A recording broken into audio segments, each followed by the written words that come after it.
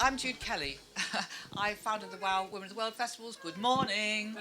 And isn't this a really delightful, nurturing place in which to discuss the hard, difficult climate that we find ourselves in politically?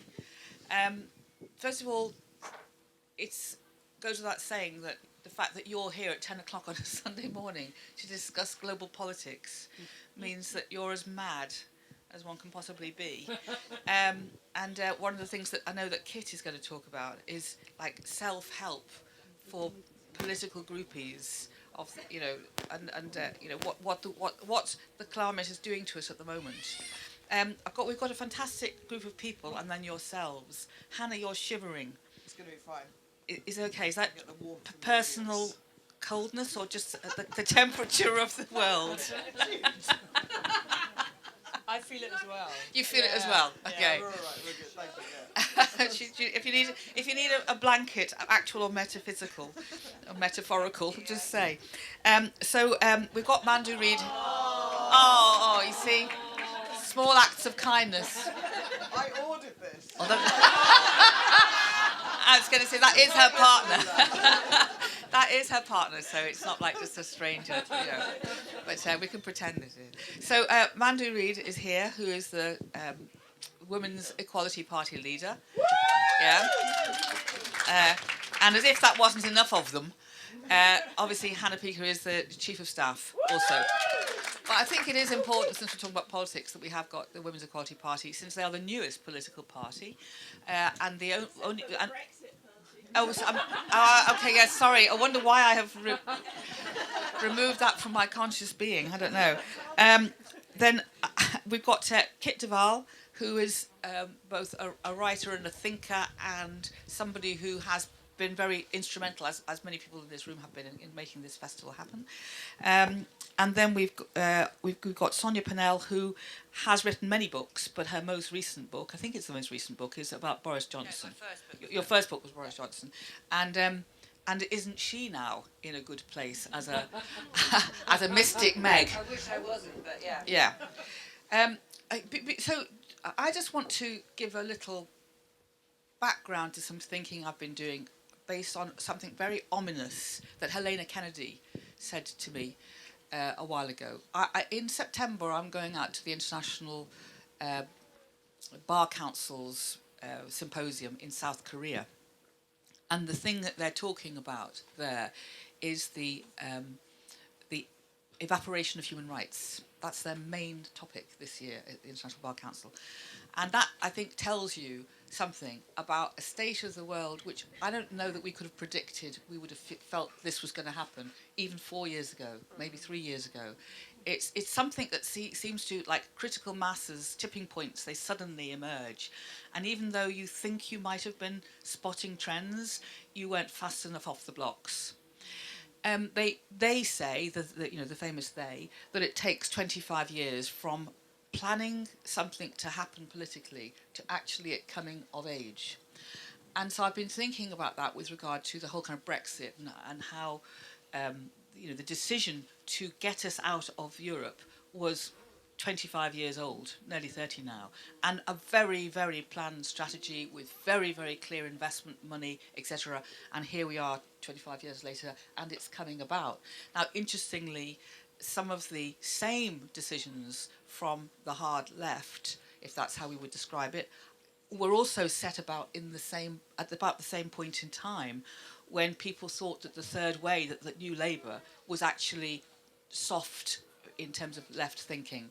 And so these two paths that we see emerging as what we now presumably be calling polarisation have actually been in train as planned activity for a very long time. Now, with regard to the feminist movement, that has not been 25 years in the baking. Our kind of collective and global feminism, and I don't just talk about white feminism, I'm talking about global feminism, I think has been re-empowered probably only for 8 years. I mean, it's only 8 years since Malala was shot. I'm not saying that was the tipping point, it wasn't, but the collective moments of kind of global feminism being on the march again is much younger than those two things that I've referred to. But the very ominous bit that I wanted to talk about, since this is broadly speaking what you call a cultural festival, is that Helena Kennedy, Baroness Kennedy, was sitting at a dinner, as she probably nearly always is, with a really senior member of the not just the Conservative Party, but the right of the Conservative Party, and she kind of accosted him about the fact that she'd recently been up for a chair of a big public body and not even been interviewed, which was unusual. And she sort of made some inquiries, and he was absolutely overt and said yes, because you lot have been winning the culture wars. They said, we won the economic wars. We won the economic idea that actually, individual capitalism, individual global wealth, all of those sorts of things was the order of the day, and that's where we needed to go. He said, we won that argument. But you won culture. You won LGBTQ rights. You won same-sex marriage. You won abortion rights. And he named all these rights that he said were really the result of culture politics as opposed to formal politics. And he said, and realising that that's what's happened, we're now going to come after you. And he was so over... And she still told me this about 3 years ago. And I thought, I bet that's going to be true. Now, I'm not trying to create paranoia and terror, but but in a way, but I think it's very, very important that we recognise that when the psychology of hard politics comes about, it's usually a surprise to people who don't think that reductively, who don't think from an extremist point of view. And as a result, you sort of don't think that other people think like that. You never quite get to the bottom of the psychology of a dictator. I remember Wallace Shink were talking about Abacha, the despot in Nigeria, and saying the problem was when he went in to talk to him about a number of things, the man was so charming and interesting and curious and receptive. He said, well, if he's able to do that, he can't possibly be the person that I have been told he is, but of course he was, because that ability to be that sort of psychopathic ability is part of the makeup. So I fear that we don't fear, because we want the world to be good, and broadly speaking, we are mainly good. So I'm going to start the conversation this morning with you talking about Boris Johnson, since he is our Prime Minister. Not because I think the whole conversation should be about UK politics or just to demonise him, but I think the predictive nature of your book about him and what has happened this morning with him basically saying, well, if MPs are going to vote against us, we're going to deselect them, we'll push them out of the party. I mean, that statement by him this morning, at the same time as Peter Hennessy this morning talking about the fact that the Constitution has crossed a threshold of what he says the good guys agreement, which is that you never ask the Queen to do something which constitutionally is possible, but you actually know is wrong. I think this is a really important thing to discuss in terms of what our Prime Minister feels he has the mandate to do, or even if he doesn't feel he has the mandate, he'll do it anyway. So I wonder whether you could just talk about how that fits in with a number of the other male leaders around the world who seem right or left to have collectively decided that actually the world needs to be run like they think it should be run. Yes, well, good morning. I think that we are in an era where we have all these sort of strongmen style governments. We've got Trump, we've got Viktor Orban, we've now got Boris Johnson. Now, I worked with him in the 90s. I was his deputy. We were reporting on the EU for the Telegraph, and I used to sit there thinking, when he was writing something, well, I was there too, and I certainly didn't see it that way. And anyway, I lasted about a year with it. I just simply couldn't bear it, and came back to London. He also had this absolutely horrific temper. I mean, a violent temper. I don't mean he ever hit me. He never did, but he made me feel quite nervous and extremely uncomfortable being in an office of two. I was the only woman. He was there. I didn't like it at all. And I thought he was an unstable and utterly ruthless person with no kind of moral breaks. So he whenever pressed by other journalists, including me, about what he'd written, he'd just laugh it off. didn't see it as a problem. Now, he was a journalist then. You could argue that journalists can only do so much damage, although I would argue what he did then, there's a straight line from that to where we are now, because there's never been any counter-narrative that the EU, with all its faults, and I'm not saying it's perfect, it certainly isn't, but by and large has been a positive force in our lives and has improved us, not only economically, I don't think we should always talk about economics, but culturally, spiritually. We've all got friends now in Spain, France, wherever. This is fantastic, but that's all now about to be taken away. By the way, I mean, Boris Johnson himself speaks a raft of European languages and is very much at home in Europe. This goes against his sort of natural instincts, completely against his natural instincts. And in quiet moments when we were in the kitchen together, maybe making a coffee, he would speak affectionately about the whole EU project. It's a sham. He actually would much rather, if he wasn't so ruthlessly ambitious, that we stayed in, but that wasn't ever going to give him the career opportunities he wanted. He always wanted what he's got now. He's never had those moral breaks that most of us have. He will do and say anything to get what he wants. It's almost power for power's sake. Don't be fooled that there's going to be billions extra for education. That's just kind of reshuffling money. Anything new will have to be borrowed. Our kids and our kids' kids will have to pay it back. The 100 million that they're spending on this propaganda campaign in favour of no deal, again, our kids will be paying that back for some time to come. So please don't be fooled by anything that he says. All the bonhomie, which so many people were taken in by. I mean, I knew all those years ago, and I wrote this book, and I've banged on really boringly for years and years and years. Everyone used to laugh at me. I don't think they laugh, well, maybe they still laugh a bit, but I don't see them laughing as much when I say, listen, we should be scared. I don't think we should give up. We can't give up. We mustn't give up.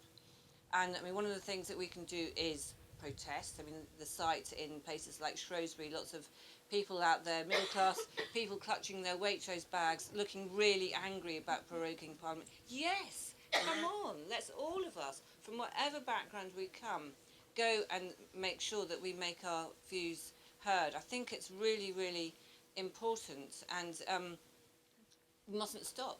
I mean, there's a new, I don't know if any of you are on Twitter, there's a new Twitter feed. I can't tell you it's genuine. I don't know, but it seems like it could be. It's called Number 10 Staffer.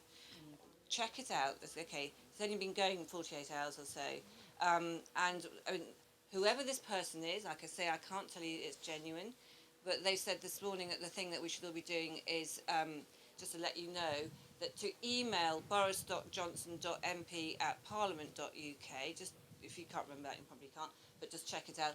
Put in the subject field, #StopTheCoop. Bombard him with this. He still doesn't like not to be liked. We have to look at what his weaknesses are, okay? And we have to keep at it. He doesn't like these protests. It makes him feel really uncomfortable because he's used to adulation, and that's what he likes. So if we can let him know actually that adulation is over, Mr. Boris Johnson, Prime Minister, then I think, it may be a small thing, but it's better than just sitting there and feeling totally despairing about it. These things happen, that phrase when, evil happens when good people do nothing. It's really true. So we need to just keep at it, think of any which way, something that you can do, because, Britain's worth fighting for. We have a lovely country, and we should make sure that it's lovely again, and that people from all backgrounds are looked after. Because again, Boris Johnson says he's going to concentrate on the domestic gender. Are you kidding? I mean, remember the first thing he said in his leadership campaign was that he was going to cut tax rates for the well-off. So don't give up. Keep at it, but we are at a moment of crisis, and we shouldn't forget that. Can I just ask you a question? Obviously, just personal answer. Which would you prefer? Somebody who has no moral breaks and no particular worldview, but ambition, or somebody who has a really strong ideological position, like Erdogan, or do you think they're all basically opportunists who latch onto ideology? Yes, I think that's right. So, I mean, Boris Johnson isn't ideological. He doesn't really believe in a no-deal Brexit, but he's latched onto that because he sees that that's his vehicle. if you like. And hey, this vehicle has taken him past the gates of Downing Street into number 10. So I think I don't want to choose, because in some ways there's sort of two sides of the same coin.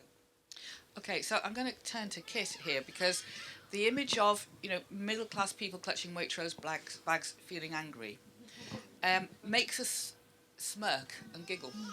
And we have been put into a place through Brexit, but it's not the only reason for this happening, where we have created a kind of a narrative that goes, the working class people are over here, the middle class people are over here, Waitrose, Lidl, sort of thing. And I remember when the big 80s narrative of personal individualism was driving through, the Reagan and Thatcher drive for that. It started to ridicule left-wing politics, left-wing culture. If you remember, lots of left-wing playwrights were all kind of called, oh, come on, you're your old hat. So there was a kind of ridiculing of liberal values then. And I'm just wondering that whether we are kind of caught in that same problem of middle class guilt being tripped up and triggered all the time, because maybe and probably we were not determined enough to create a cohesive society.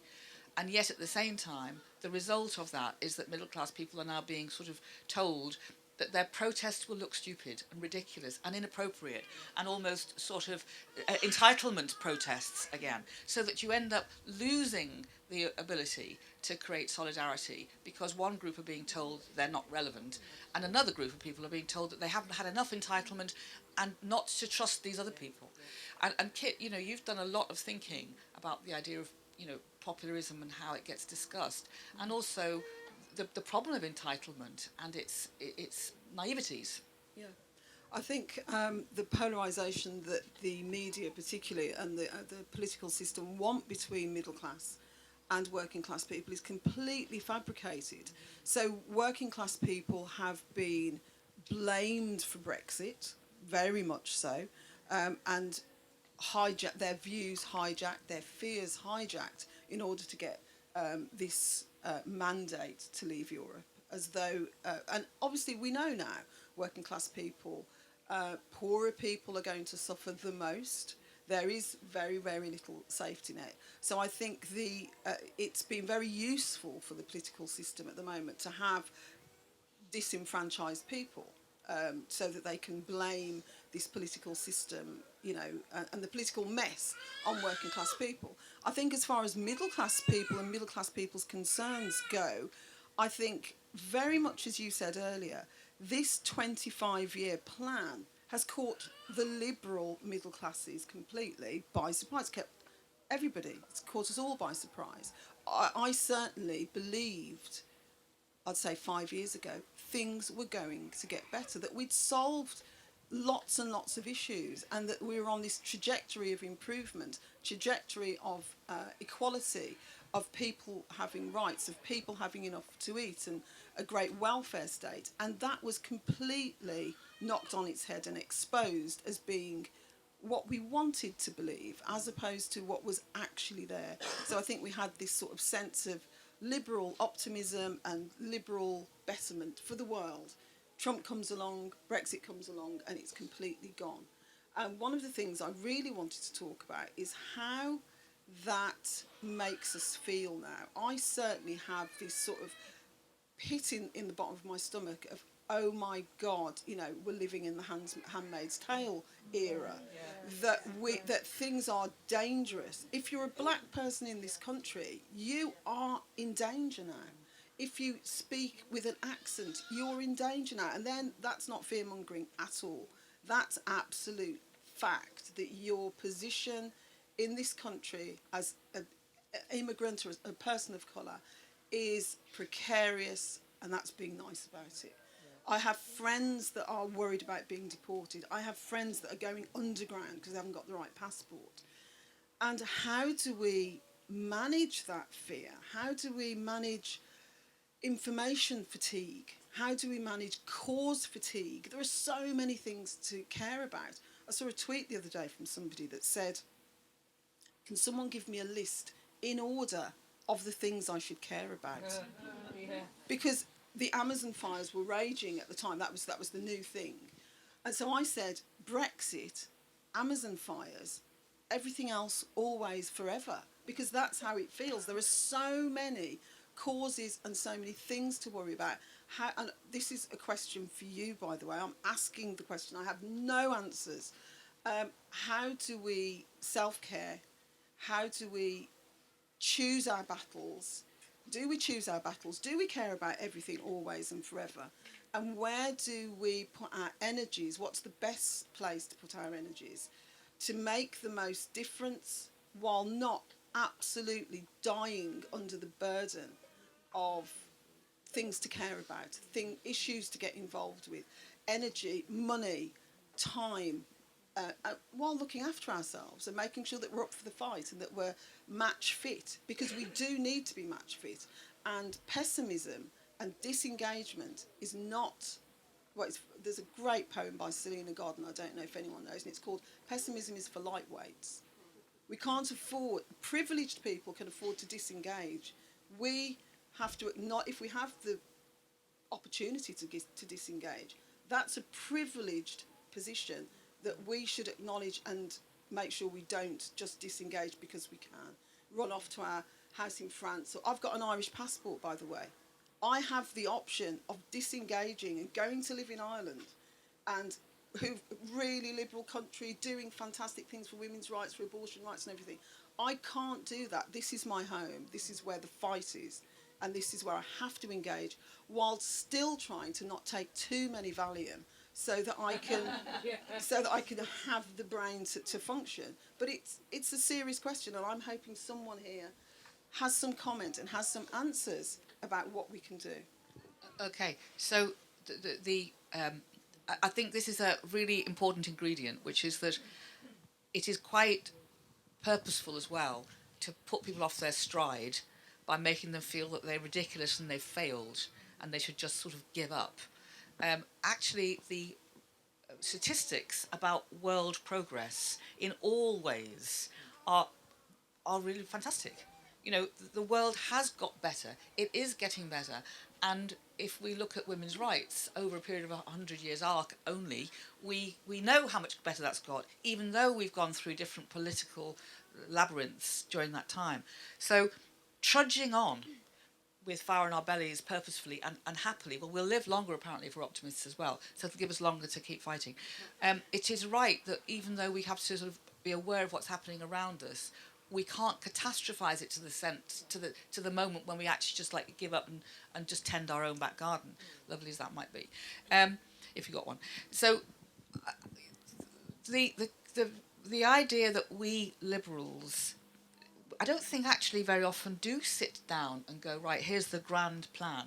It's much more incremental. It's much more organic. Often people pride themselves, in fact, on the kind of bricolage way of doing things, where we'll let it develop organically. We won't be so sort of structured as to say that's where we're going in 25 years, because we're trying to work out what does inclusive politics look like on an ever-changing landscape.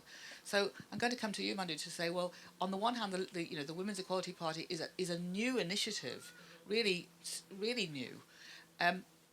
Would you now advise that we set off on a 25-year trajectory with a grand plan in order to sort of meet people at the other end of the road with a change of circumstance? I mean, how do you, as a party, tackle this idea of hard political lines being drawn?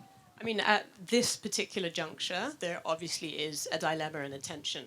And I don't know if you've ever heard the sort of maxim that sometimes you have to put your goals aside to focus on the matter at hand, but sometimes you have to focus on the matter at hand and put your goals. You know, it's this tension. And I think at the moment, we actually have to do both, because the situation we find ourselves in with the threat being at the precipice of a no-deal Brexit, which will be incredibly damaging to women. That doesn't get spoken about enough. We have to try and maneuver and organize and collaborate with those who kind of share our disgust at that possibility. But at the same time, there are things that, you know, we exist as a movement to fight for and challenge for that must not be forgotten. I think it was Martin Luther King who said something along the lines of, people are constantly saying to, he used the word Negro, they're constantly saying to the Negro that, you know, and this was liberals he was talking to, your time will come. It always pushing aside what he was striving for to a moment when it was perceived to be more convenient. So I think we have a responsibility as a movement to, unfortunately, do both things right now. And that, I'm not saying that's easy, but I think at this juncture, we have to participate in what's in front of us, and we have to try and challenge and make moves to prevent the worst of that occurring, whilst at the same time remembering what we're really striving for in the longer term. But I just want to add to a couple of things that were said, because I worked for Boris Johnson for 8 years when he was Mayor of London. And so I've seen firsthand a lot of the stuff that you were saying, Jude, actually. I've never seen him lose his temper, but he is extraordinarily charming. There's no doubt about that. But I also witnessed a kind of flip side to his charm. We were having a conversation once, and there was one witness to this conversation, one of his advisors. It was Christmas party in his office, and he asked me what I was reading, and at that time I was reading a book by Chimamanda Ngozi Adichie, Americana. Boris didn't know who that was, but Ray, who we were talking to, did, and he explained she's a Nigerian author, and Boris's comment on that was, "It's my life's ambition to make love to a Nigerian woman." That's what he said. That's what he said. And so I'm going to say something that maybe feels a little counterintuitive here. When the contest for leadership of the Tory party was underway and it was down to Jeremy Hunt and Boris Johnson, I actually favoured Boris Johnson to take the helm, because I think we're at a juncture now where, you know, we have to confront what is happening. And there's that phrase, sunlight is the best disinfectant. I actually prefer a situation that galvanizes people, that motivates and inspires people to react and respond and jolts them out of their complacency. And I think, you know, it's catastrophic what we're facing, but, you know, if we want to make fun of people protesting with their Waitrose bags, whatever, but at least people have woken up. But our job now is to actually kind of harness that energy, channel that energy, and make sure we don't get caught up in bickering amongst ourselves. We've got to concentrate on what we have in common and what we stand to lose, and therefore what we have a responsibility to collectively fight for. And that is the opportunity this moment gives us. And one last thing that kind of riffs on that, that does give me cause for optimism as, you know, leader of the first and only feminist political party in Britain. And I'm the first black person to lead a party in British history, by the way, just so you know. Women's Equality Party did that first. You know, it's when Boris Johnson's kind of his ascension to number 10, we saw the greatest spike in our membership that we've had all year. So that tells us that there are people who are looking for political sanctuary. There are people that are looking for a way to challenge what is happening. And we are there for them.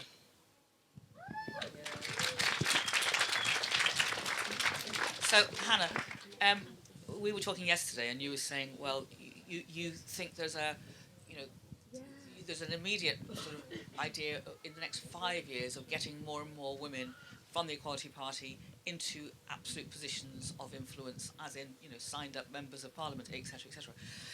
But where do you stand in terms of what Mando's just said about, you know, you've got to do both things at the same time, because, yes, the world has always looped back on women's rights, in order to kind of get trade unions' rights, in order to, you know, get civil rights of all different kinds. Women are always like, well, could you just stand aside, and then eventually we'll get round to you. And in the meantime, we just carry on because we're the only people who are carrying on. It never seems to belong to a broader movement. So, I mean, I don't know whether even when we come back to Hong Kong shortly, but fighting for democracy in Hong Kong doesn't seem to have, raised the issue of feminism to a high bar. So, where do you stand in this relationship to creating a 25-year plan that would be women first? So I've always found it really alarming that vote splitting is not seen with the same caution as a narrative as No Deal or other framings of prorogation or challenges to our democracy. I think since starting this party, vote splitting is one of the most dangerous narratives, and it is born of the left. It says, I'm a Democrat, so I think your singular responsibility in a democracy is to participate, and vote splitting gives the idea that yours is to stand back, yours is to step down. Like, alliances in this country look like stepping back and waiting for somebody else to get there. And we had, we've had a series of really difficult conversations over the past year about, will we stand if a snap general election's called? Should we? How? Why? Who would we stand with? On what platform? And we were absolutely determined. Mandu said, I can't go to our membership and say, all right, women, what we're going to do is we're going to stand down. Let that be the message. But we had to find a way, and I find it fascinating. Some of you may have seen last weekend we announced that we were standing, in the event of a snap general election, we're standing 5 survivors of violence against the 5 creeps who have outstanding allegations of violence against them in Parliament. And even with that message, how has it become acceptable? And then we've had to build counter arguments in for why we're standing against violent men who every day are taking seats in Parliament, having been accused of, and for where there is substantial evidence of, violence against women. And so we went out determinedly and with courage to say we're gonna stand against them. And of course, people still say, but oh my God, but this is about Brexit. And ever since we started this party, this election has been about something very important, that we just have to focus on this time. And we threw that away this time and said, we're standing. We're standing because firstly, if you're worried about Brexit, the reason Brexit hits women hardest is because we live in an unequal society. An unequal society in which you can be raped, groped, harassed without any consequences whatsoever. If we want to have something beyond Brexit, it does focus the mind, but it's also a huge distraction. It's a huge distraction that serves the establishment very, very well. This continuing crisis where we all just have to rally behind the people who can win the seats means that we're going to return the same people to Parliament who created this crisis in the first place. And I can't get my head around that logic. But we said, because we did come onto the political scene with a promise, a real genuine promise to do politics differently, we said to the other progressive parties, if you are willing to oust these men, to deselect them from your own parties, and to take on just 2 policies, 2 measly policies to end violence against women and girls, then we will stand down and stand up to support your candidates. And we will turn out our activists to support your candidates. Silence, right? So far, I mean, we hope we're going to keep pushing. But so what you have to understand about the way this is structured is it's structured to prevent outsiders from getting into politics. And we have right now insiders who are rebranding themselves as outsiders.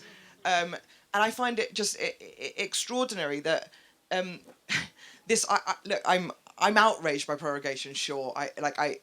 It's unacceptable. But the idea that Boris Johnson cares that you're outraged by it. Maybe I'll learn something from you on how he feels about public affection, but he doesn't care. He's going to do this anyway. We're not going to stop him from doing these various tactics. But we also have to forget that these are tactics. He is putting out an enormous message to make us feel scared of a no-deal Brexit. No one's mentioned a deal in the last 3 weeks. And suddenly, when probably Theresa May's deal gets polished off and returned to Parliament, that's going to look very pleasing. This is a communications game. So I think I think we have to find a way in this to really resist the idea of firstly getting drawn into this ridiculous narrative around no deal, and also the ridiculous idea that the people inside this crisis can fix it.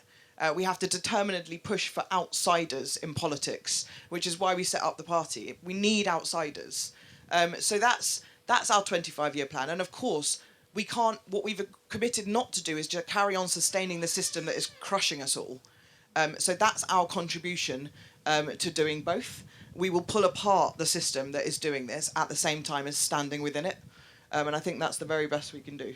Can I ask you another question? Thank you.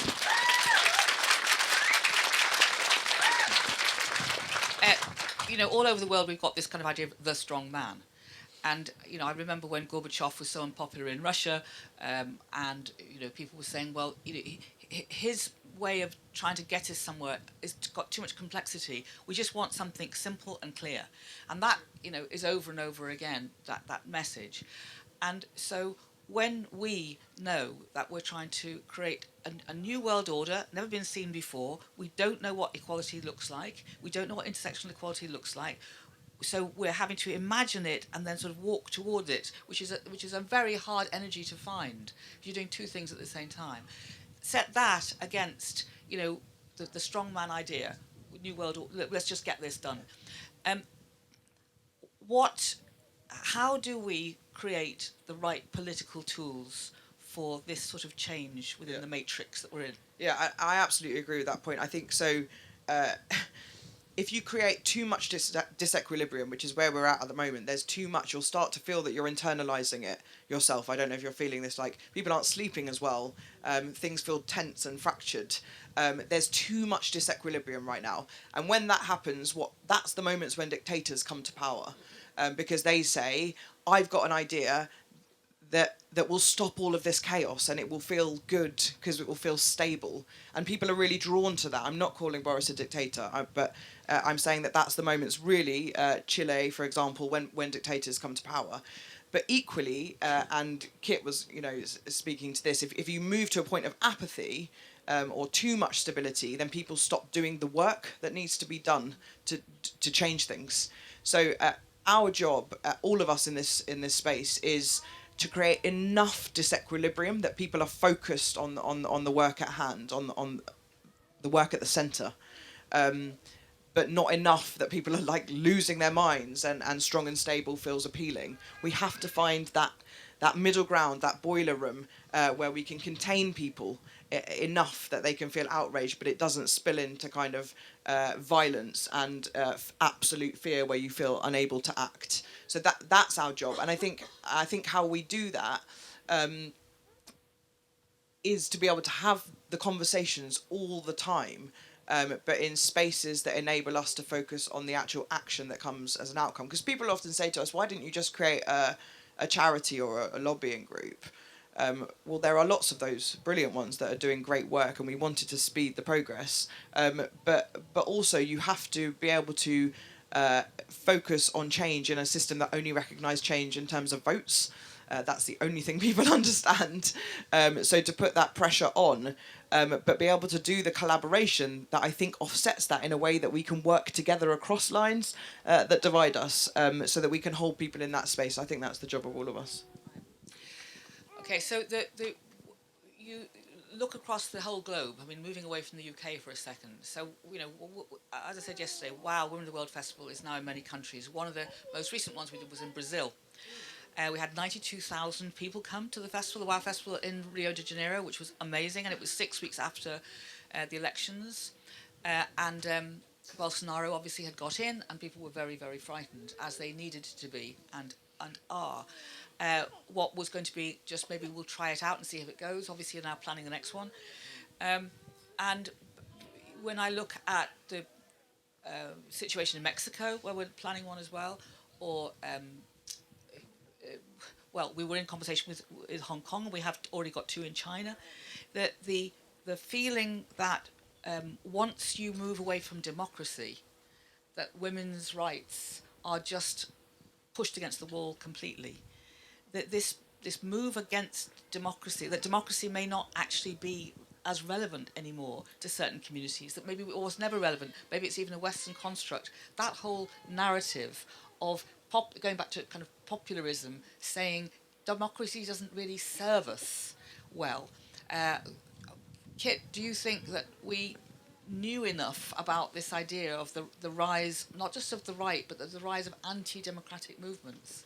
I don't think at all that we did, and I don't think I certainly didn't have that view that things were, as I said before, that things weren't going to improve. And I think if you're a black person, I have to say this: what we are seeing now in terms of racism and xenophobia. You have seen, as a black person, you've seen it, and it now looks like here is the face of the enemy that I've seen for many, many years. It's not a surprise to many of us that we are seeing xenophobia, and we're seeing an erosion of the veneer of civilization and the veneer of you are one of us, because people now feel very, very empowered to be openly racist and to be openly anti-democratic. Whereas before, I think people felt, I've got to keep, because of what you were saying before, the culture war, we were winning the culture war. So people felt, oh, I can't say that, it's political correctness. You heard that sort of narrative of, the left have got us where they want us. I'm not allowed to have this view. There is now the feeling that I am allowed to have this view. I've been empowered to have this view. I can say what I really think now for the first time. And for a lot, like I say, for me and for lots of people of colour, that is not a surprise, but it is, the boldness of it is a surprise, and also where it leads is a surprise. And that brings with it a terrible feeling of fear that where will it end? It feels to me that it will end with the loss of, democracy is being eroded completely. Our rights, human rights, as you said, they're being eroded. And I think, for me, the fight is, it's almost like you can't afford to focus on the racism and the xenophobia, because the bigger picture is democracy. And the bigger picture is get that right, and we can then go and focus on xenophobia. But it's like, I don't think we can't cherry pick the things, because democracy itself is under attack now. And we know that once democracy is under attack, women's rights, the human rights, the rights of people of colour, that is going to be next. It's already happening.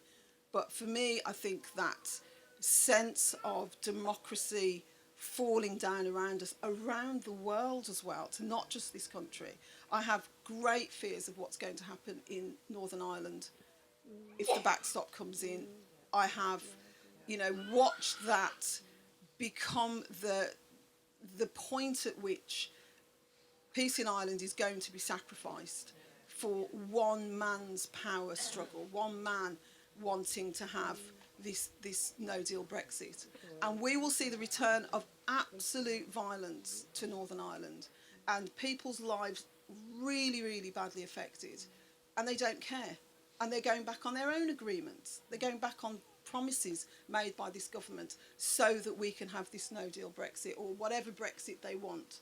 But Northern Ireland and the Irish people in Southern Ireland are going to take the heat. They're going to feel the damage out of that. And that's, again, democracy completely being trampled on because of ambition and because of capitalism and because of this 25-year plan that has completely taken us down by the ankles. It's shocked us all that while we've been thinking we're on this trajectory towards peace and improvement and a great new world, they've been saying, just wait. And I wish we'd had the 25-year plan. Well, we're going to have one, I think. I don't think we can just sort of go, shit. And actually, that's our political statement. I also don't think we should think we don't have one, because I want us to really take stock of why some of this backlash is happening, and some of it is backlash. Some of it is purposeful, we started 25 years ago, and some of it is acceleration because of the successful articulation of the things that we care about. The two things go together. So we can't feel that we haven't achieved anything. We've achieved an enormous amount, an amazing amount in the last 10 years of feminist thinking, inclusive feminist thinking. Of course, we are still learning all the time. We don't yet have a comfortable, safe, trusted pattern amongst all of us for what inclusive feminism looks like. But we have been at it and talking about it. And we also, I think, believe that the impulse to build everything around male methodologies has become a failing system. And many men agree with that and believe that too, and don't necessarily want it. So we mustn't think that what we are doing, because it's now under attack, is essentially either ridiculous or wayward or lacks purpose. That's not true. We have to keep building it and building it and building it and believe in it very strongly. Because, sometimes the valour and the willpower and the spirit is a thing that people suddenly go, do you know what? I think I'll just go with that because you seem to believe it. Mm-hmm. Did you? I just wanted to throw something in. I mean, hey, there are an abundance of reasons to feel kind of bleak and despondent. And I think that can sometimes obscure where there are things that are kind of beacons as well. Look at the leader in New Zealand, Jacinda Ardern, right? She's getting on with stuff despite all of this chaos and mayhem. She is pioneering a new approach to planning the economy that doesn't favor solely economic measures, the kind of old school standard that would just identify GDP as the single most measure of success. She's pioneering this approach of taking kind of well-being into account, and that being a way of judging how well the country's doing. She's doing that amidst all this chaos. And there's also her approach to being a leader. We in our political leadership, we've always kind of favoured a quite sort of homogenous template and sort of IQ, certain level of education. Well, look at what Jacinda Ardern's doing. She's putting some of the EQ back into politics, the emotional quotient. Look how she handled the terrorist attack. Completely different template to what you've typically seen in the last couple of decades about how that stuff's been dealt with. And then you have Alexandria Ocasio-Cortez, who amidst all the chaos in her country is championing, alongside many others, the Green New Deal. And so there are people out there who are making waves and whose model and approach we can replicate and we can learn from. We mustn't delude ourselves. There's chaos out there, and we have to address the chaos. But there are ways of doing things that are happening despite the mess we find ourselves in. And I think our duty, and we're a political party, is to take opportunities to demonstrate that, trial that, take people along using these alternative approaches. They are there. There are reasons to be potentially optimistic, and I say potentially optimistic because. Yeah, I wonder also, just listening to all of this and distilling what people are saying, I don't entirely accept that we went out on a culture war and we left the economics behind, but I certainly agree that we haven't won the economic argument. And I think we need to, because whether we like it or not, and economics feels like that thing that makes you go like, oh, I don't want to listen, don't really. This is an economic cycle that's going on. This is to do with globalization and a contraction and lots of words that people in suits talk about. And but it's fundamental. And I think in terms of what Kit's saying as well, and the cause that you pick, I think where they come together, where you start to see the aspirations and determination of minority groups, of women, of people with disabilities coming together, is actually around the economic argument. And I think we have to have that. It's fascinating to me that just this morning, everyone's talking about what Boris's latest threats to throw out MPs. But what's going on elsewhere is that Trump and China are engaged in a trade war, where they're throwing tariffs at each other, which is our future when we Brexit, especially without a deal. We have been comforted by the EU in its providing a stability from you can't do that. You can't chuck tariffs at each other. And we're about to enter into this no man's land where that's kind of our future. So actually marching on the economic argument, the moment that you point to, but also in Iceland after the 2008 crisis, and they were hit with also corruption scandals as well. What their minister did was to bring in some feminists into the economic department. And as a consequence, they were the only country at that point to say, in the face of a financial crisis, we're going to invest. We're going to spend more money and we're going to spend it largely on care. And they came out of their crisis quicker than any other country. Like, we have to start stitching these human rights aspirations, cultural identity propositions together with the economics of what's going on, because it is fundamentally an economic project that Boris is unleashing, and we have to have a counter economic proposition. Okay, yeah, absolutely. And some of you will have heard when I did this thing with Sandy yesterday, saying, you know, one of the things that I'm personally involved in now is launching this thing called Smart Purse about women's economic intelligence, women's economic education. And, you know, you just did that thing which, this isn't a criticism, by the way, but you bundled the word economics into a kind of imagery of men in suits and that sort of stuff, which I know you are a deeply committed economic person. Yeah. But I think that we have to be careful of sort of associating economics and money with imagery of, you know, current ownership, which makes us disassociate with it. We've actually got to be on it. We've got to be on it personally because we're much poorer as a result individually. We have to be on it politically. We've got to look like we know what we're talking about with regard to money. We just have to, because no generalised feelings land finally politically without that Jude, element. I'm just going to ask a question here. I do not understand it. So if I don't understand economics and really, really don't, I can understand what's in my purse and what's in my bank. And after that, I'm, you know, I can fudge it, but I'm fumbling. Where do you go to educate yourself so that you have an answer to those questions and so that you can meaningfully engage when someone talks about the economics of Brexit? Because I don't understand them. No. So where do you get that information from? I don't... Sorry? Sorry. Go on, just shout it out. I was just about to say, we're a middle class audience with a middle class panel. How do we reach out to the majority of the population that are working class, living in the old pit towns, that for them to understand and for us to help them understand, because they have a completely different opposing view?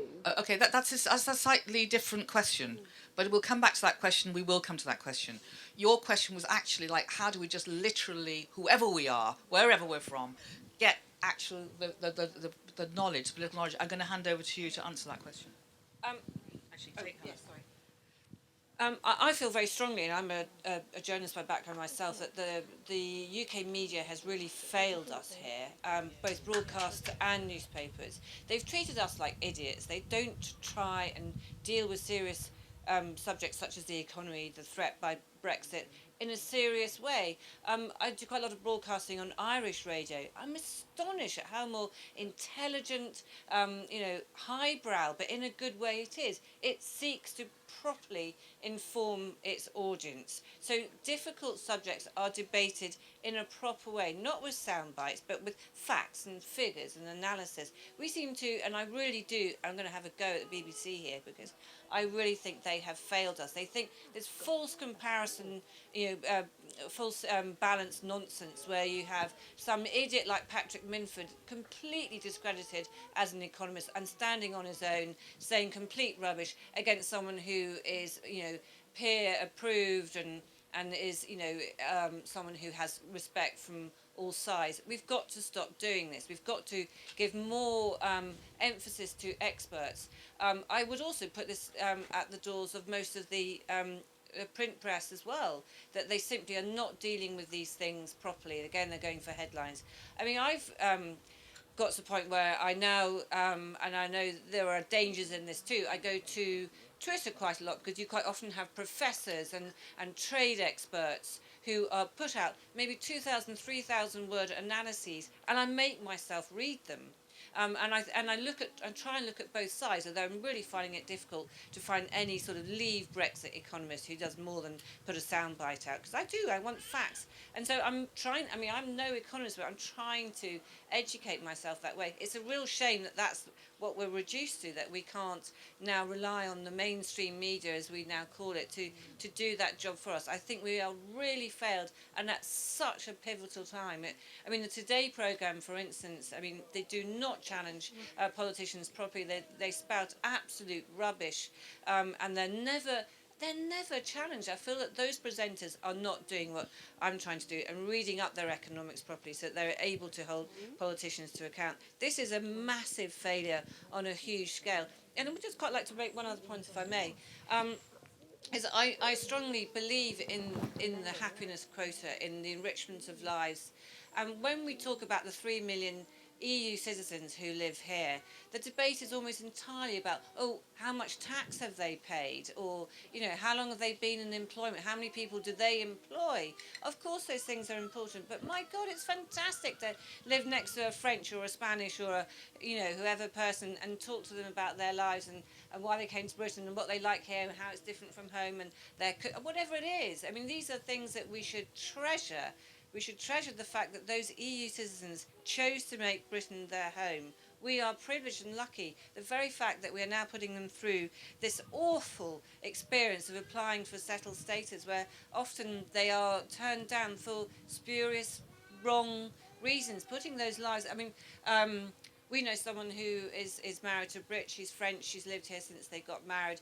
She's worked in you know, here I go myself. She's worked in primary schools all these years, and she pretty much had a breakdown because of the uncertainty. She has 2 British kids. This is awful. How can we do this to people? I cannot believe that we can behave in this way. And it's almost as if we're going to have a Windrush again, but on an even greater scale involving more people. How can we do this? We haven't sorted out the Windrush thing yet either. Those people are still being treated in an appalling way. This is not the Britain that I want. So it isn't just about economics. It's about behaving properly and increasing happiness and a feeling of well-being. And the most successful countries are those who focus on both. And just one last point, if I may, is schools. We pressurise our kids, we put them through loads of exams, and they come out stressed with eating disorders or whatever. It isn't just about that. Again, the most successful countries, they teach their kids how to socialise, all those soft skills, as you know, how to actually lead a fulfilled and happy life, how to deal with the pressures and unhappinesses that life will throw at you. That's what we should be doing in our schools, as well as learning how to get through a maths with a grade 9 or whatever. Anyway, that's my point. Okay, thank you. I mean, there is a feeling, isn't there, that we're beginning to sanction the hostile environment, that the hostile environment was introduced as a policy and then it's sort of become a zeitgeist. But I still don't think we've answered Kit's point about, like, where do I go? You said, look, just read. Just to do more reading, which, again, I mean, I make this point that, which, if, you know, if you think you've got a medical condition, you suddenly become an expert on it on the internet because you just have to. So, you know, it's a question of we have to have this information. But I also think certainly at WOW and all the other places, we are focusing much more on money and economics. And, you know, not all gatherings of women are middle class. You know, WOW in Bradford is definitely not. It you know, it isn't the conversations about feminism globally are not all driven by middle class women. It's not true. Yeah. It is true that middle class white women have a lot more, and I speak as one, to think through in terms of assumptions, entitlements, etc. That is a given. But we mustn't get into this kind of habit of just going, oh, for goodness sake, we're just middle class. What do we know? We do know. I mean, my dad's one of 14 children. We're not all of the same cut. And if we... I mean, I'm just saying that because we've got to be very, very careful about self-marginalising and like counting ourselves out of the picture. Go forward. If we don't think we're in touch with communities, go and get in touch with communities and find out. Hannah? Yeah, and I think just as a sort of point to your question there, I think it's an untruth. I think the poorer you are, the more likely you are to understand economics because you have to. Yeah. So actually, those coastal towns, I think, if you're referring to, were quickest to cotton on to the fact that the EU project wasn't working for them. And I whatever support you have for the EU, whatever position you have in relation to Remain, the EU was not delivering for those communities because it wasn't able to offset the austerity agenda of this government.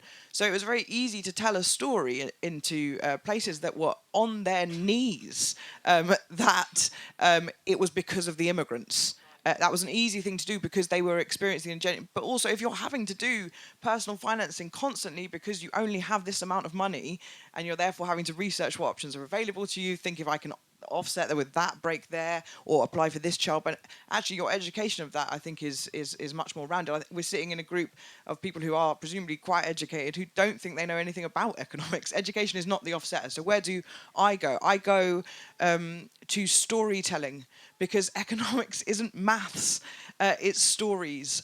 Fiction provides enormous answers to and explanations of our economies and what's happened. History books provide that too. Don't go straight to the hard economics because it doesn't tell you very much.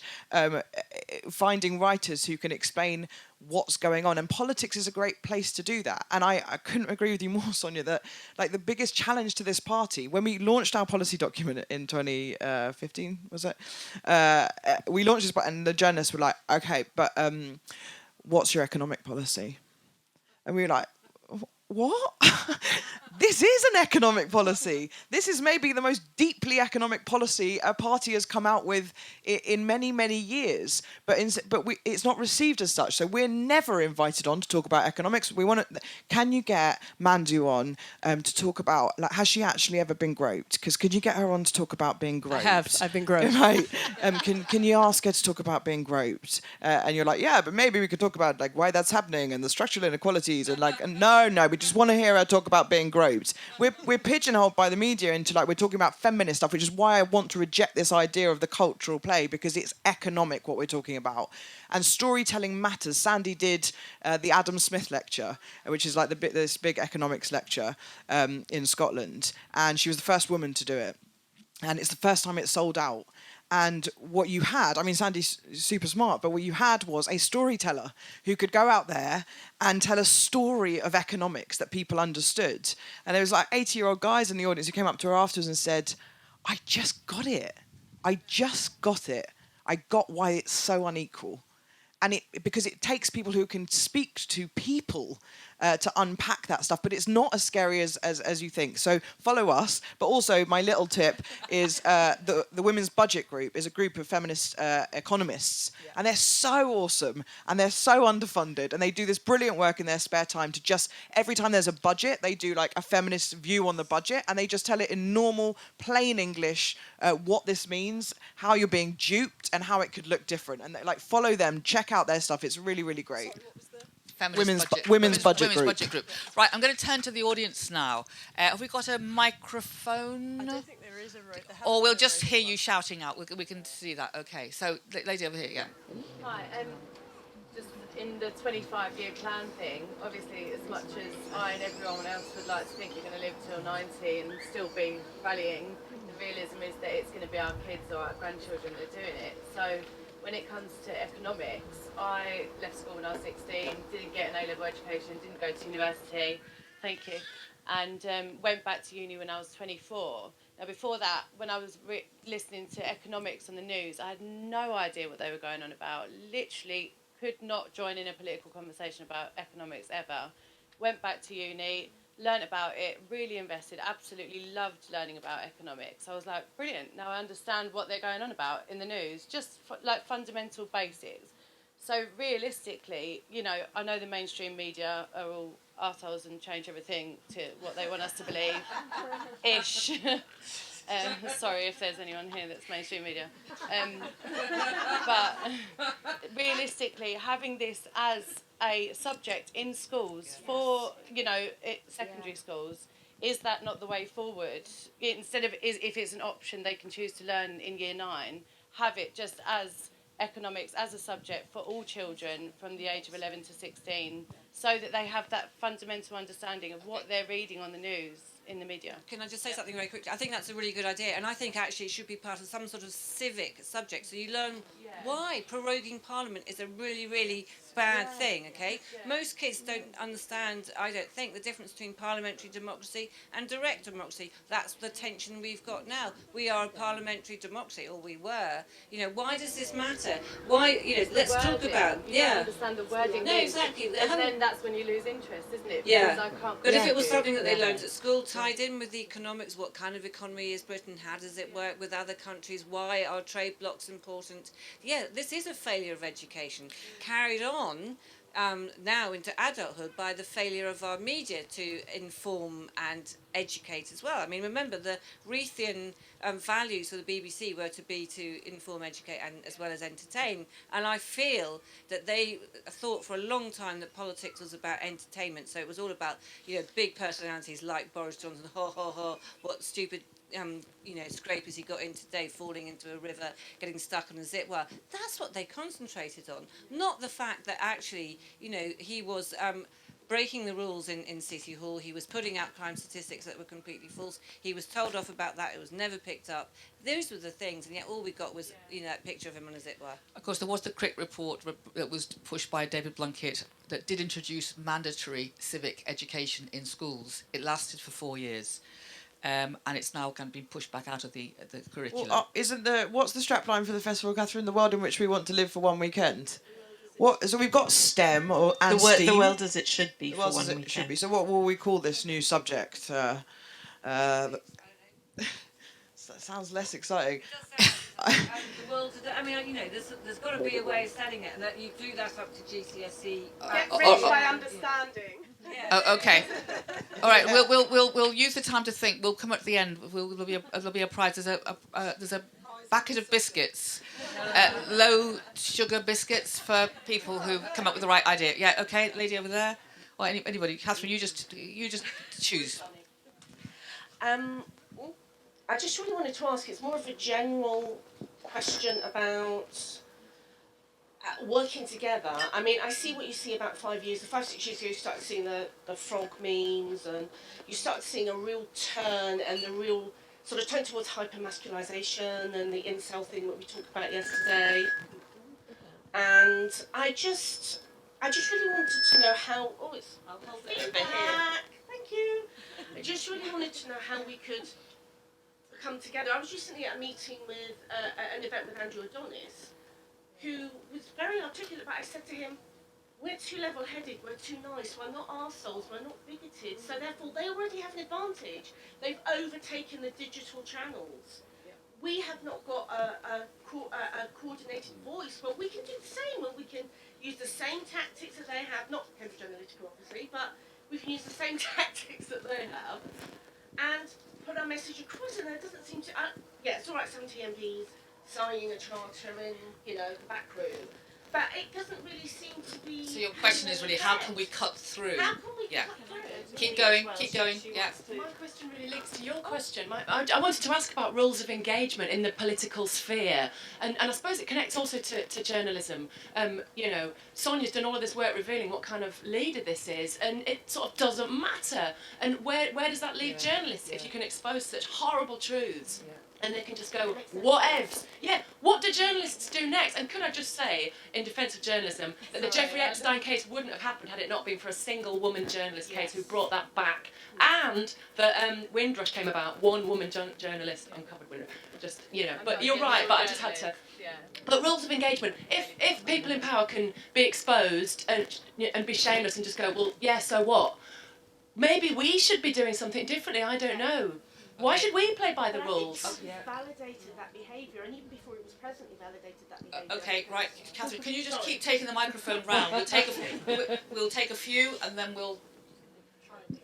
There's some order into the blows. There's a word I want to put on the table which I think is missing, and that is ecology, and I mean deep ecology, because actually the solutions which are going to solve the climate crisis are the same solutions that are going to bring about greater equality.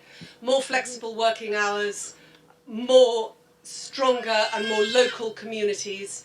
These are the things, Mandu has mentioned Jacinda Ardern and the Green New Deal, but apart from that, I feel that is somewhat missing. I am an activist for the Green Party, so I'm here, very interested in why on earth we're not now having talks with the Women's Equality Party. And I will lay it on the table that I think the Green Party has a lot to learn from the Women's Equality Party. Caroline Lucas having made that mistake of putting 4 white women in her ideal government. But, that was one mistake. On the whole, it is quite inclusive. And I just wondered whether, when you said we've talked to other progressive parties and they've all just said not interested, whether or not that did include the Green Party. And then I just wanted to quickly answer Kit's question. Really, that book by, I know it's not everybody's favourite person, but Yanis Varoufakis, Explaining the Economy to My 14-Year-Old Daughter. Very slim, brilliant book. Okay. Thank you. Keep going. 3 is the back. Okay, there's 3 in the back. Okay. Hi. We've talked a lot about Boris Johnson, but we've not mentioned Dominic Cummings once.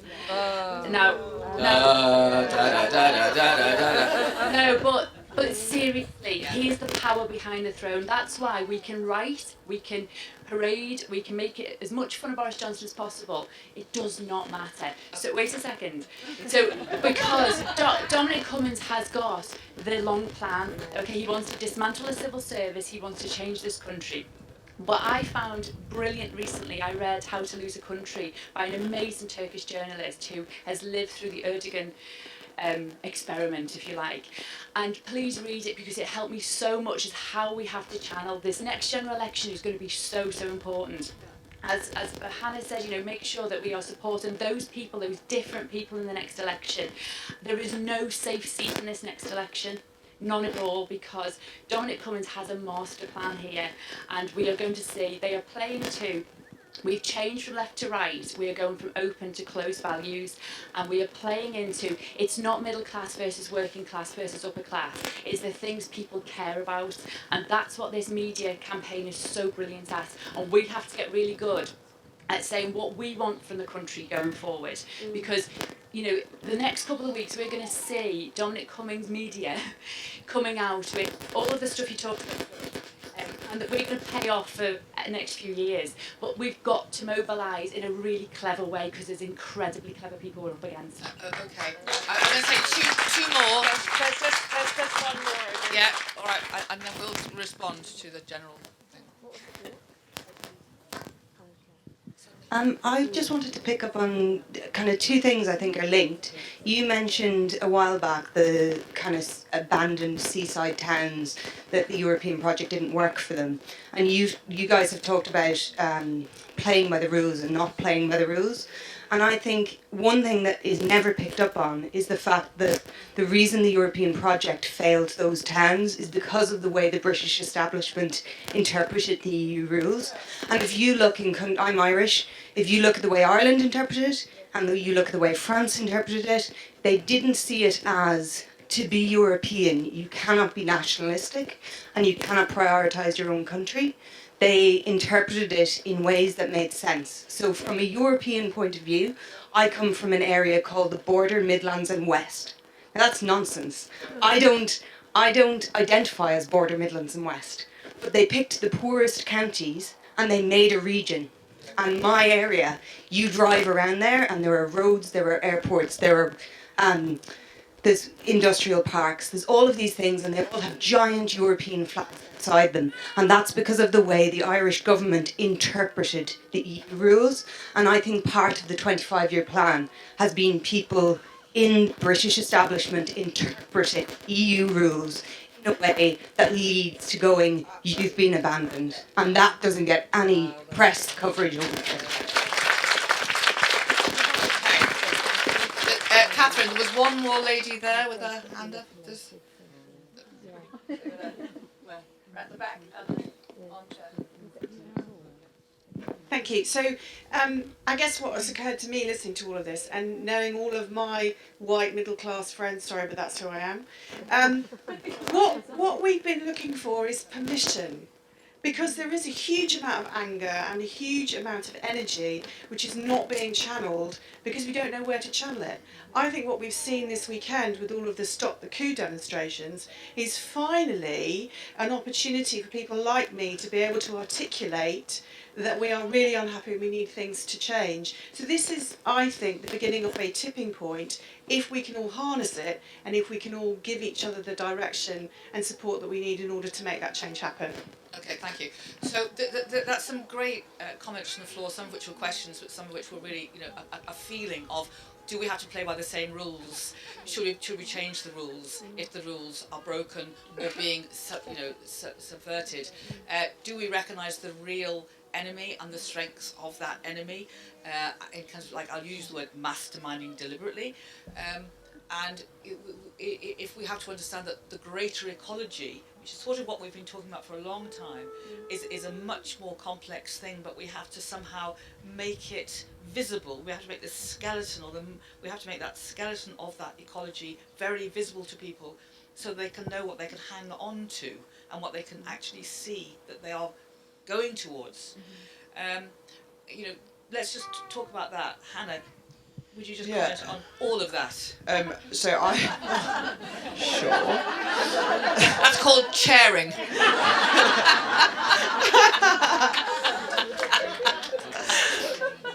So I recently said to David Starkey on an LBC interview that capitalism... He gets all the fun. Yeah, I get all the best gigs. Mandy wasn't available at that time.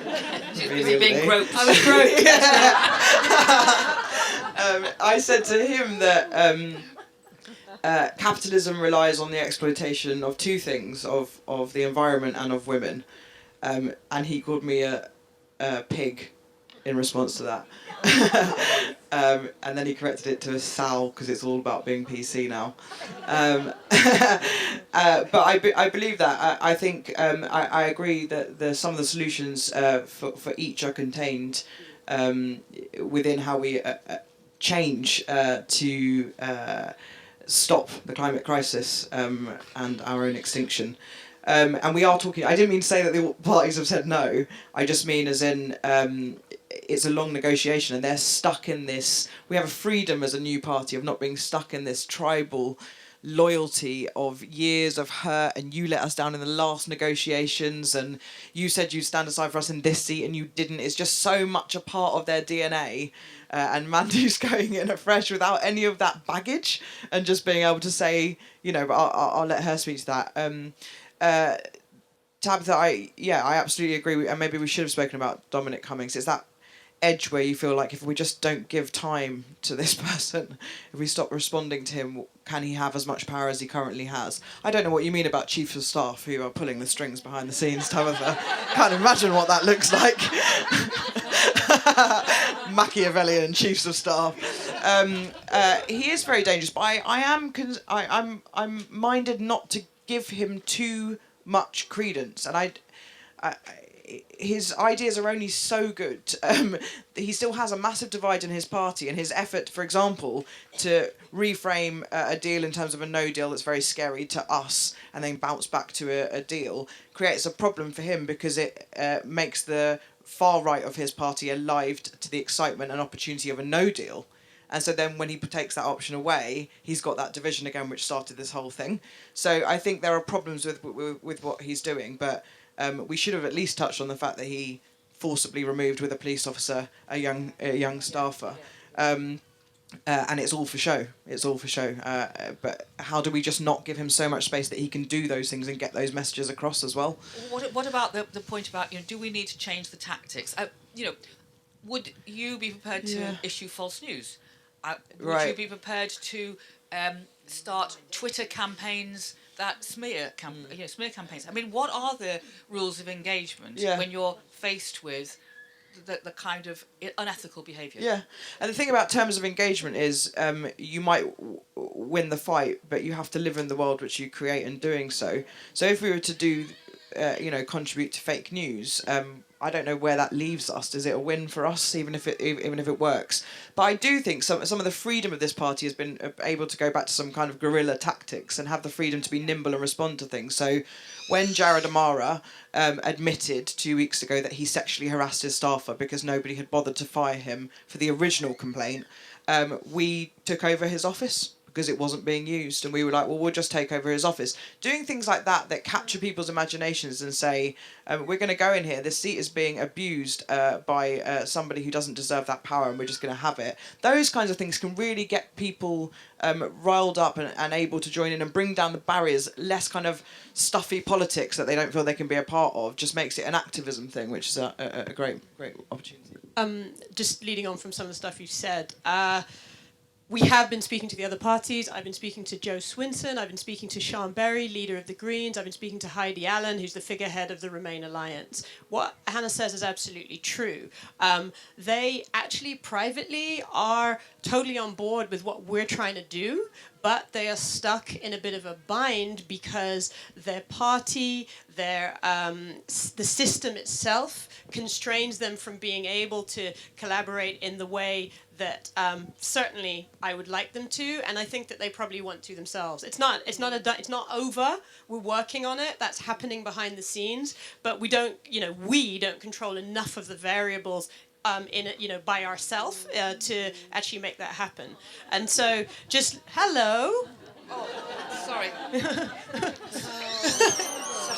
This child is really, really fond of you, Jude. Oh, she's my grandchild, so it's not that makes sense then. Sorry, Robbie.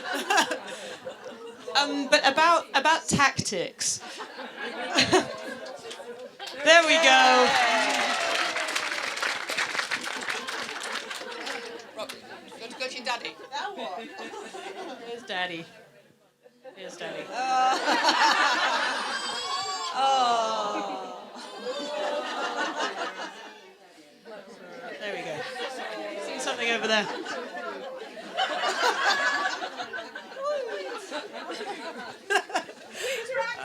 Yes.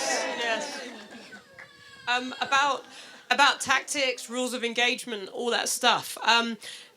This impending snap general election is obviously a real problem because some of the tactics I would like to see us develop and deploy have to be developed over a slightly kind of longer burn. And one of the ways I think you can disrupt what's been happening and the ways in which people like Dominic Cummings have masterminded and manipulated voters is to again, let's borrow from the approach Alexandra Ocasio-Cortez took. What she did, she changed who turned out. Yeah? So there are people who had been disengaged forever in her district, and that's a long burn. You can't do this overnight. There's no magic dust you can sprinkle which makes that happen. But you actually engage with people who haven't been voting. You engage with people who are not being targeted by Dominic Cummings because they are historically people who aren't even on the voting register. And that's the work I want to do in my 25-year plan over the longer term. And there's an approach to that. You know this thing that's trendy at the moment whereby you make this definitive point that wins an argument and then you drop the mic. Obama did it, Prince Harry did it. I don't like that shit, actually. I don't think we should be dropping the mic. We should be passing the mic. We should be opening conversations up, not closing them down. And that's the work I want to do over a longer burn. Give people who don't get heard, who don't see themselves reflected in what's happening, give them platforms. All of us here, we should be thinking about who we can be passing the mic to every time we stand up and have an audience in front of us and people listening to us. And we can do that right from the top down to the bottom. And I think that will create mayhem that the mechanisms that Dominic Cummings deploys, actually he will have to recalibrate and catch up with the rest of us. But that doesn't help us for this immediate snap general election. I completely concede, because you have to do that work over a longer time frame and on a slower burn. Okay. And I'm just wondering, Kit, whether that is somewhat of a kind of answer around the idea of self-help and, self-maintenance, that somehow, this is nourishing, you need to gather, you need to be heard. It isn't just about people speaking from platforms to people, it's about people discussing and sharing, etc. How much do we need, basically, to keep building the alliance of many voices? Yeah, completely. And I'm coming back to the point that you made over there about working class people who feel disengaged and that their concerns aren't heard. And I'm definitely not middle class, so I have an opportunity to talk to people who think I can reach the working class people, and I think this is nourishing. This is self-care, hearing what people are doing, but also all of us choosing what we can do, micro things that we can do, where we might have a conversation with someone who did vote to leave and not make that an antagonistic conversation. I sometimes go, on Twitter, and I see someone that said something outrageous, and then I will go to look at who's liked it, and then I will go into their Twitter feed to see who they are and why they believe what they believe. They are not all racists. They are not all horrible people. They are not all xenophobes. Some people believe the lie. Some people don't believe in the EU. It doesn't make them bad. And if we continually bash those people, we are building a terrible civil war for ourselves. And I think we have to engage meaningfully, perhaps with people whose politics we don't agree with, and be kind and be open and engage in something. So, I can really understand how you've thought like that, but have you thought about this? And be willing to hear and not get ready with our answer and get ready with our antagonism. So I think that's something we have to do on a micro level with our neighbours and our friends and our family, and on a maximum level, I'm sure that's not macro level, join political parties where we feel they represent who we are, or they're doing something different, or they're saying something different and having a different approach. And also look after one another. If we see our friends that are depressed and down and overwhelmed by the shit in the world and the violence in the world, and people that just want to say, I can't look at it anymore, don't look at it anymore. Disengage for a week. If you absolutely have to look after yourself, and we have to look after ourselves and one another, otherwise we won't be match fit. We won't be ready for the big fight. We won't be ready for a snap general election. We'll be polarised and worried. No, it was for Margaret. I'd just like to make 2 points, if I may. First of all, on Dominic Cummings, I totally agree. I mean, he's the sort of Svengali or whatever behind all of this at the moment. I think one way of diffusing him, though, is by making him a burden to Johnson. If he becomes too much of the story, if there's too much criticism about him, if he starts becoming a massive negative for Johnson, Johnson's sole thought is his own survival in power. So if we can make Cummings become a big negative for him, that is one way of eliminating him, getting him out of the picture, which would be a good thing. Also, I don't think he's as clever as he thinks he is.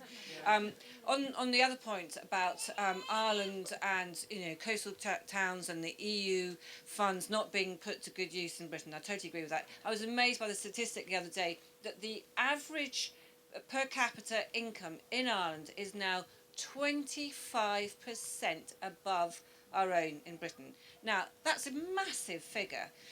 Now, why is that? Because, like you say, the Irish government has been very clever at working with the EU, targeting more deprived areas.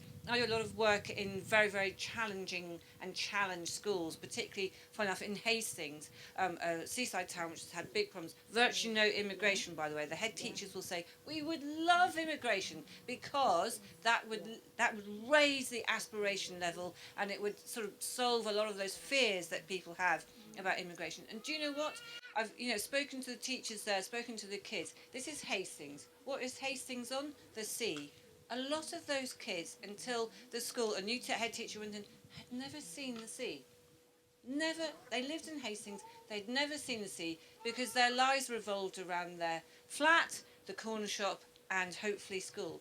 That was it. We need to show these kids the world. It's not frightening, it's exciting. It can do great things for them. So you go back to education, don't you? You go back to showing that there are massive opportunities out there, that we should welcome people coming here from other countries, that actually that enriches our lives. We need to change the narrative, which is so negative at the moment. I know these are long burns, but this is something we need to do right now, on top of all the things. And by the way, we shouldn't stoop low. We shouldn't break the rules like the other side. We simply cannot afford to do that. Otherwise, we just end up in anarchy. We can be nimble, we can do clever things like going to Jared O'Mara's office. I love that, that's great. We can do clever stuff like that, flash mobs, protests, great stuff online. But no, we've got to be higher, on a higher ground morally, otherwise we're never going to win this battle. Okay.